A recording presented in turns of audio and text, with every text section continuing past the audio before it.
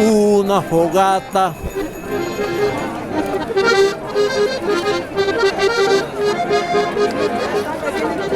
en la Plaza de Bolívar,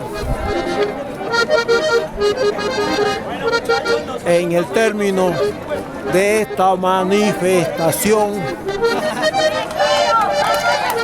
en que el pueblo ha dicho todo lo que quiere.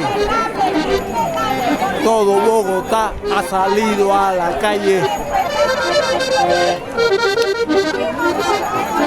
a reclamar sus derechos lesionados, según ellos, al cual culpable mencionan, condenan con la expresión "no más Petro, no más Petro". Aquí está esta fogata, aquí está esta fogata en la Plaza de Bolívar, inmediatamente frente al Palacio del Congreso de la República.